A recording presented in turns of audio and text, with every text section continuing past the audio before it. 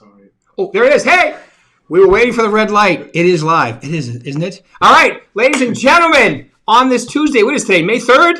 We have from the lovely state of Arizona, Eric Mininberg. Eric, welcome to the show.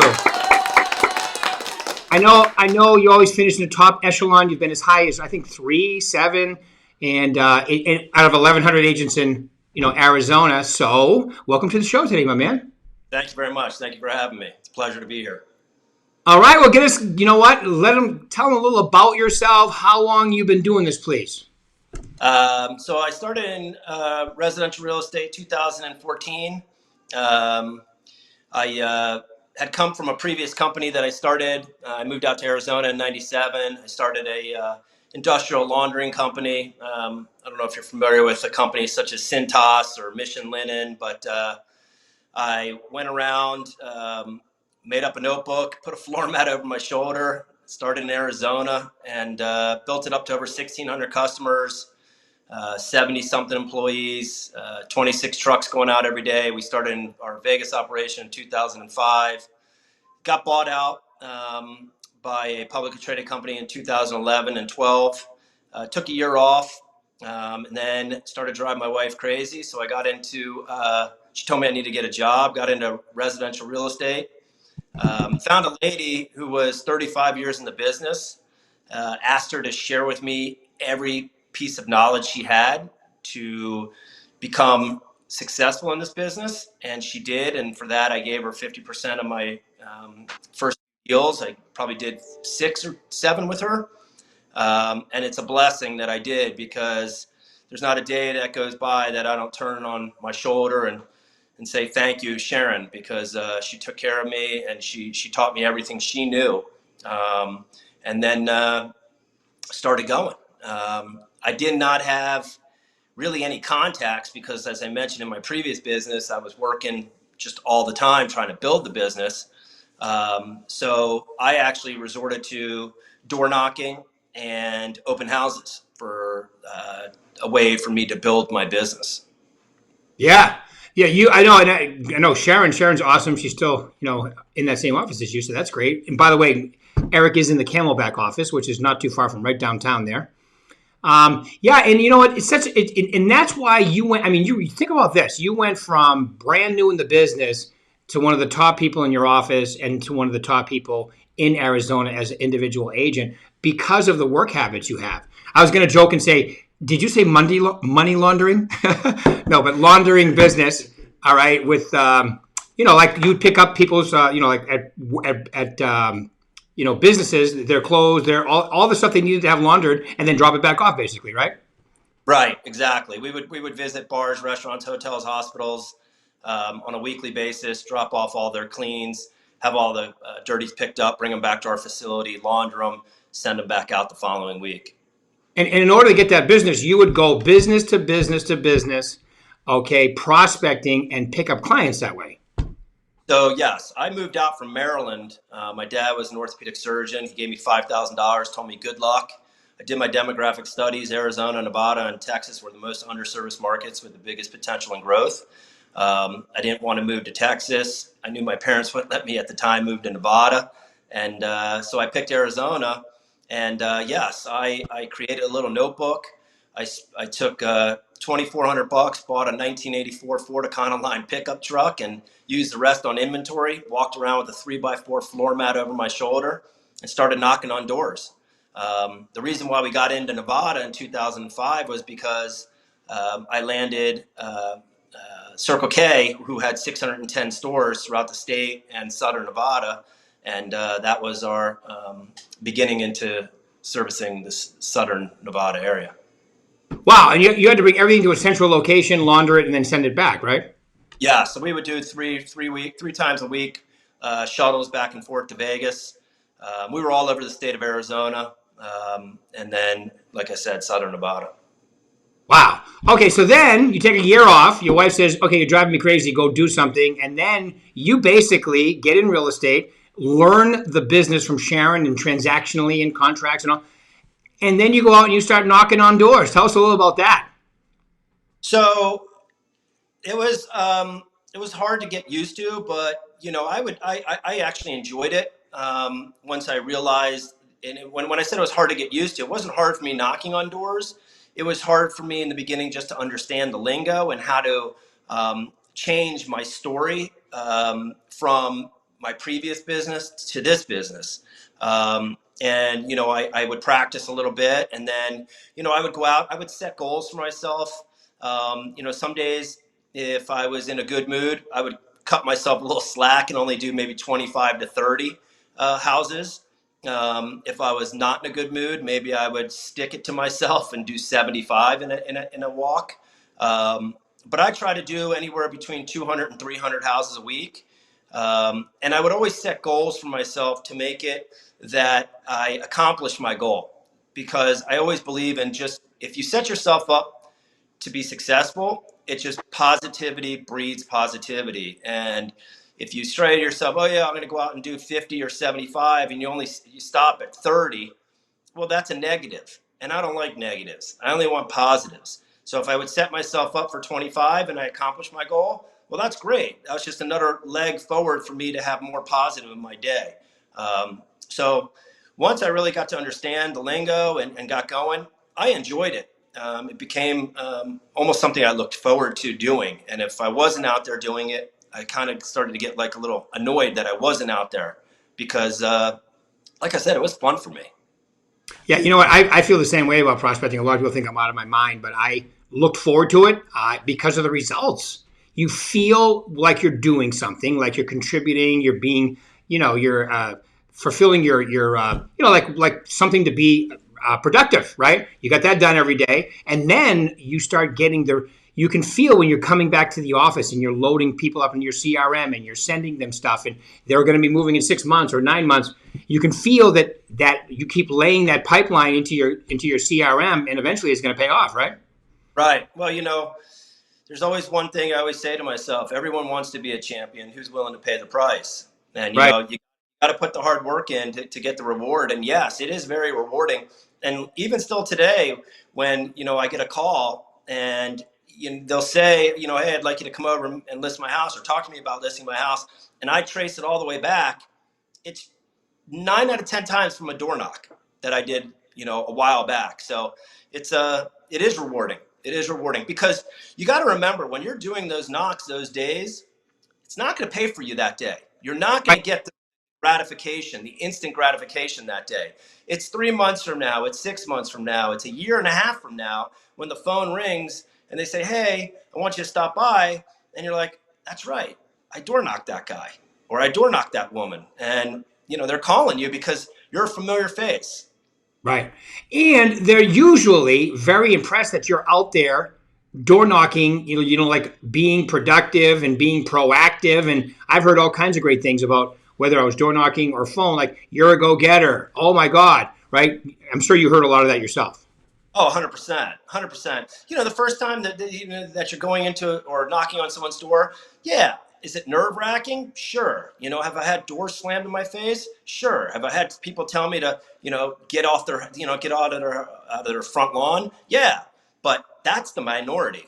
That's not the majority. The majority has been, hey, it's great to see you. How you been? And then you start, the second, third, fourth, fifth time through. How the kids? Oh, they're great. Oh, they're still enjoying baseball. Yeah. What about your family? How was this? How was the holidays? Oh yeah, you guys had your trip that you just went on. And then you just become friends. Right. And that's where you really break through, and they not look at you as a person knocking on their door anymore, but now you become just someone who's dropping by information, and someone that they actually look forward to seeing. Yep. Almost like the mayor of your own little town, the farm there. Correct. Correct. Mayor of Mininbergville. There you go. Yeah. You can use it. All right. So that's part of how you did it, but give them an idea. I'll just get right into my favorite question, which is, so going from 2014 to it's been like 8 years for you now, and the last 4 years, you're in the top 20 or close to it, if not in the top 10 for all the agents in Arizona. So what would be the 3 most important things you tell them to focus on to be successful in this business? Follow through. Making sure that you're just always following through, that, when I also do calls, and sometimes, and I don't like doing calls because I can't see people's body language. I like to see the person who I'm talking to. And sometimes I'll hesitate to make a call because I know the call didn't go well last time. But you know what? Make that call. Follow through, because that one call you make, maybe that person was having a bad day last time you called, and that's why they were a little, not so friendly with you. But today they might be in a great mood and they might be thinking about selling their house. So follow through. Um, keeping Being organized, not having your stuff all over the place, having it, where keeping great solid notes on your previous conversations, and who you saw and what you talked about, because people appreciate that. When you can walk up to someone's door and you know that you saw them maybe in February, and in March they were going on vacation, and you stop back in May, and when you stop back and they open the door and you start exchanging pleasantries, well, how was that vacation you guys took? That goes a long way with people because they know you're listening.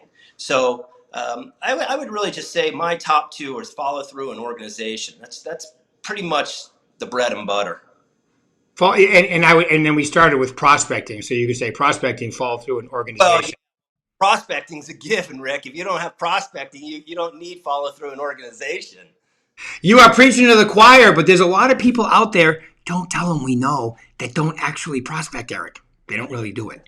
Prospecting is, you have to. You have to. I mean, if you're successful in this business, like I said just a few moments ago, everyone wants to be a champion. Who's willing to pay the price? I love that. Yeah. It's you got to prospect, and that's why I also said earlier too, Rick. Prospecting's not easy. It's not. It takes a certain mentality to do it. But if you can, listen. Before I would get out of my car to go prospect, I would sit there and crank the tunes, crank them to where my car was almost vibrating, just to get myself pumped up to go. And if you are that person who's like, you know what, I really don't want to do that, I can't see myself doing that, set a goal for yourself. Set it small so it's a positive one when you reach it. Do 10 door knocks. Finish it. That's it. Get back in your car and say, hey, what did I get from that? And if you don't think you got anything, that's great. Go do 10 more the next day. But I guarantee you're going to get in the car and you're going to go, wow, I went and knocked 10 doors. I had 4 people that opened, and I had 2 really nice conversations. I'm going to go back to the office like I used to do and write handwritten note cards.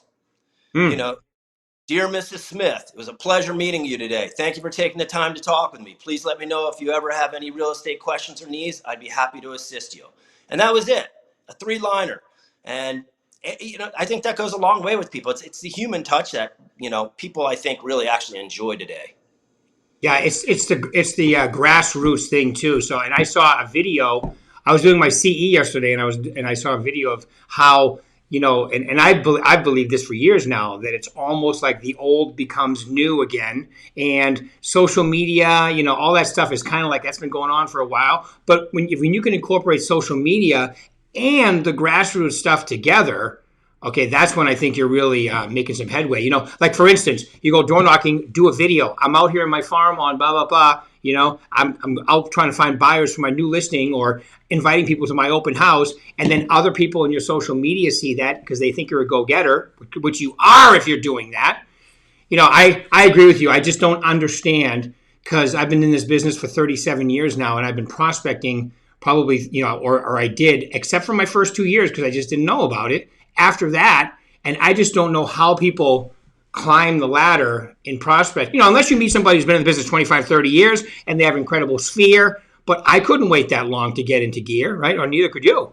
No, I just don't have the patience. So that's really my issue. I have no patience. So right. I need it to happen. I need it to happen yesterday. So right. That makes me tick.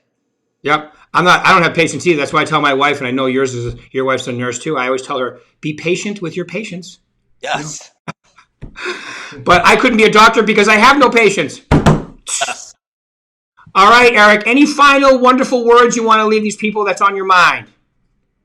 Go out and prospect. Wherever you are. It doesn't matter where you are. whether you're in the grocery store, just strike up the conversation and steer the conversation and steer it towards what you do and how good you are, and give them your card, and then try and get their card if you can, but definitely get the conversation. The more people that know what you do and that you're good at what you do, the more calls you'll get and the more successful you'll become. So prospect, go get it, follow through, and be organized. I love it. I love it. And you know, and I know some of them are thinking out there, well, that would make me totally uncomfortable. Exactly. You should be getting a little uncomfortable. Look at, if you're going to make, and think about this, people can make 200,000, 300,000, 400,000 as an individual agent in real estate. Okay. If you're going to make that kind of money, of course it requires being a little uncomfortable prospecting. Definitely follow through. I call it, you know, you've heard me say this semi-stalker lead follow-up, and get organized. And we have the incredible tool called that VAC 2.0 to have you guys be incredibly organized and look organized, and your marketing to be, you know, really crisp and clean. Oh, I would just say too, Rick, with the door knocking, people say, oh, that's not for me. Don't hold yourself back mentally. Let yourself mentally free and go just do it and try it. And don't just stop after once, and don't just stop after twice. Do it 10 or 20 or 30 times. Then tell me, because if you take a small sample, it's probably not going to give you the results you want. But if you keep going and then you try those neighborhoods again a second time or a third time, and you start to get those people that open up the door that weren't so warm with you in the beginning, and now they're like, oh, hey, Eric, how are you? Oh, great, how are you? Now it's that breakthrough. Once you make that breakthrough, it's great. And why not be outside, walking around? And I'll tell you, every few streets I stand on the corner, I just put my head up to the sun, let that sun beat on my face, just feel good. And okay, let's go do 10 more. And it's great. I know, especially in the lovely state of Arizona, it's almost every month is a great door knocking, month. So with the exception of July and August, but then you just go early and finish early, right? 30 July, 8:30 August. All right, cool. All right, my man. Well, I thank you very much for your time. Really appreciate it. You keep rocking. Everybody else will do this again on Thursday. Thank you, Eric. Pleasure to be here. Same here. Thank you, buddy. Appreciate it.